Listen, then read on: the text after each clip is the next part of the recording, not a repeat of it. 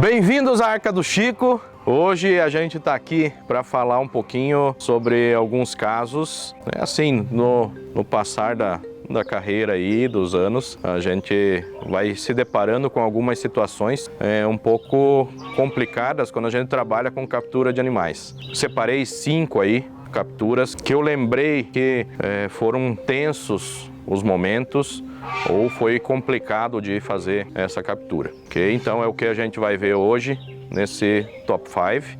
Antes disso, corre lá, se inscreva no canal, deixa o seu like, deixa o seu comentário, manda aí o que você gostaria de ver, indica para um amigo. Você indicando o nosso canal, você ajudando a gente a aumentar o número de inscritos, a gente consegue levar a Arca mais longe e talvez chegar aí na cidade onde você está, atender os animais de alguém que está precisando, ok? Se liga aí no nosso Top 5 de hoje.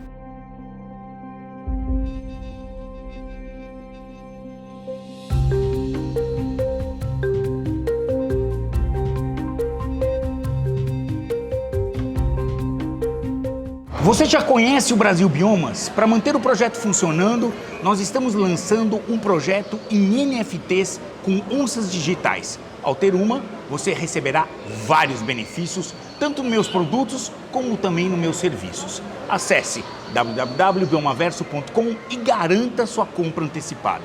O que eu escolhi como número 5 aí foi de uma situação, eu era recém-formado, foi lá em Cascavel, no Paraná, numa fazenda, um puma. Essa fazenda fazia divisa com o Parque Nacional do Iguaçu. Tinha um puma que estava atacando nessa fazenda e matando as ovelhas. E aí me chamaram para ver a situação.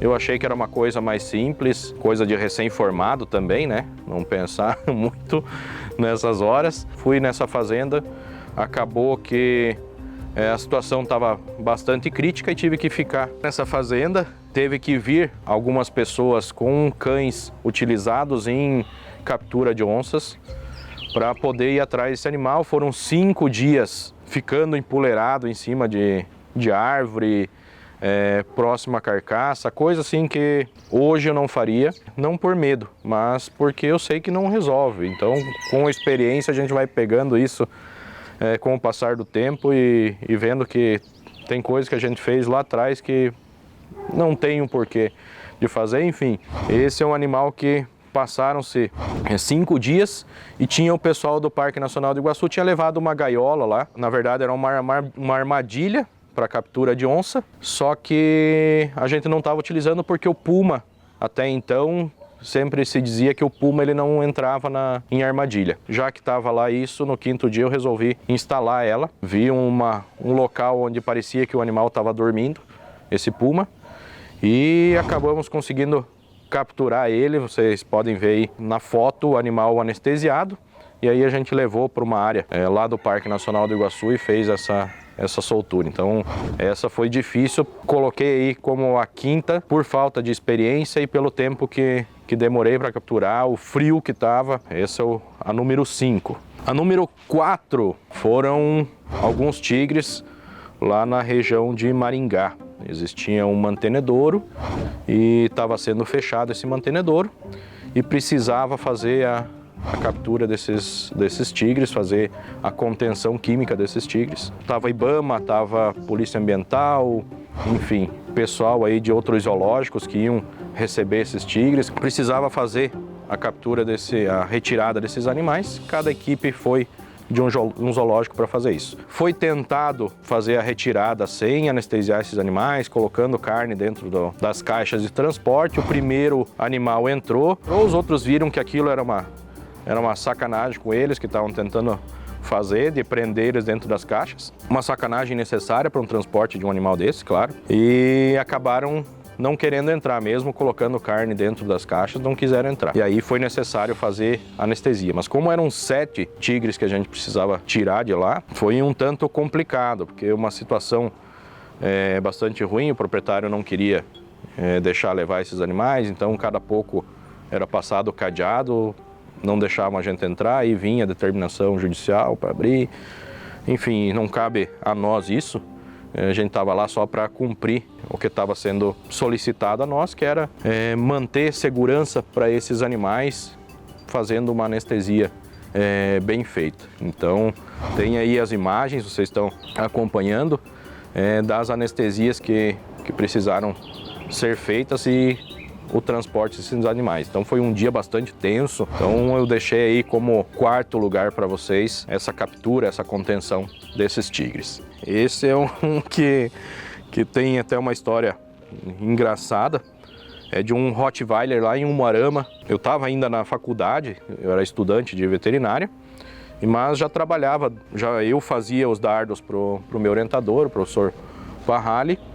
E então tinha minha zarabatana e ficava treinando, quando precisava anestesiar algum animal no hospital veterinário, eles pediam, solicitavam, eu ia lá e anestesiava os animais que eram precisos lá no hospital veterinário. Certa vez eu estava em casa, ligaram do hospital veterinário: Felipe, tem como tu vir aqui? Tem um animal aqui, tem um Rottweiler que precisa passar por consulta, precisa passar por exames e não está querendo entrar no hospital veterinário, vai precisar anestesiar ele com a zarabatana, com dardos através do tiro de zarabatana.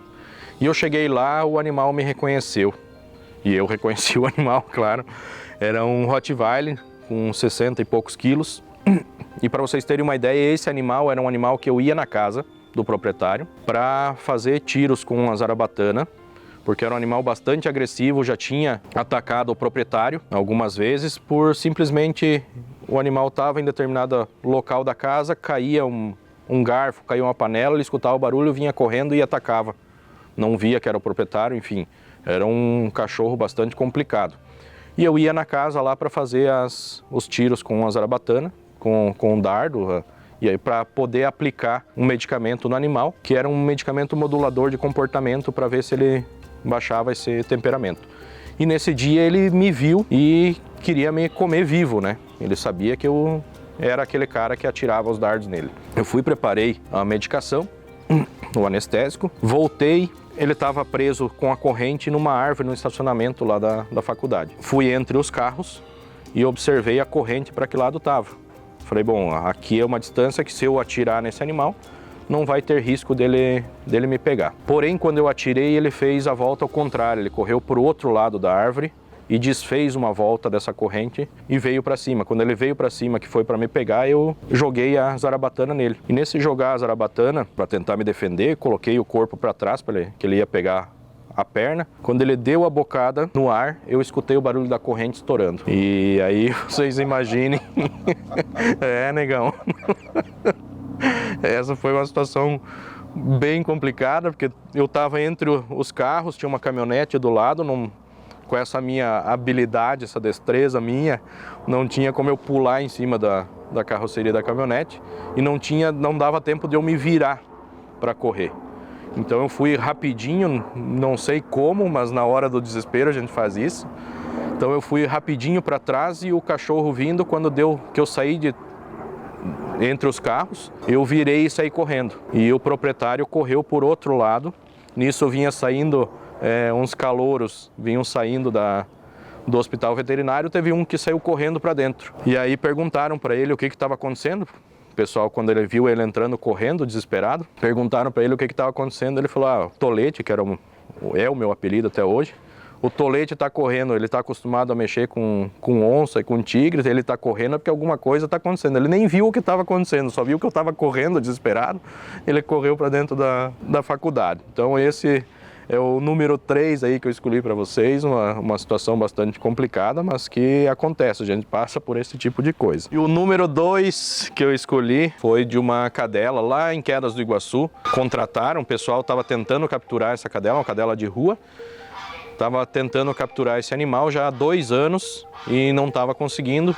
Já tinham tentado, os veterinários de lá já tinham tentado várias formas, colocar armadilha, colocar no alimento o anestésico e não estavam conseguindo. Eles queriam capturar esse animal porque, como era um animal de rua, acabava cruzando com os cães, tendo a ninhada e aí aquilo espalhando. Então há 2 anos já estavam tentando fazer isso, queriam capturar o animal, queriam pegar o animal, levar para castração e depois sim soltar na rua ou fazer doação. Lembrando que não é todo animal de rua que gosta de ficar dentro de uma casa. Então, às vezes, as pessoas acabam pegando o animal de rua, coitadinho, tá na rua, pega o animal e leva para dentro da casa, porque ele passa necessidade na rua. Não, nem todo animal gosta de ficar dentro da casa, tem animais que gostam de ficar na rua. Mas dá para evitar que o animal se reproduza. E é o que eles estavam querendo fazer lá, uma ONG estava tentando fazer.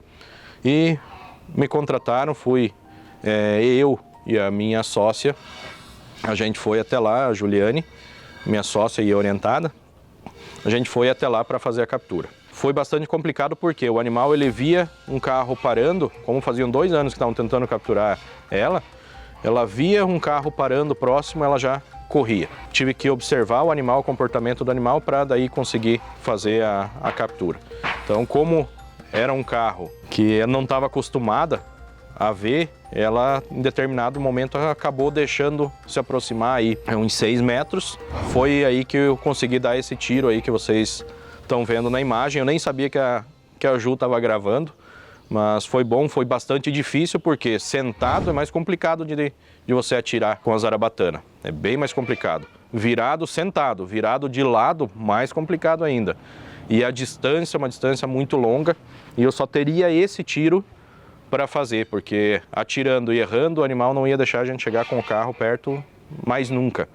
E deu certo no primeiro tiro. Vocês veem aí o animal anestesiado, depois o pessoal da ONG acabou levando para um médico veterinário, uma clínica lá da cidade, e foi feita a castração. Então esse o número 2. E o número 1, eu era estudante ainda, então mais um daqueles casos que a gente acaba fazendo coisas que não faria hoje. Que foi de um puma lá na cidade de Paranavaí. Eu estava no 3º ano de faculdade e chamaram que tinha um puma dentro do centro de Paranavaí, embaixo de uma casa.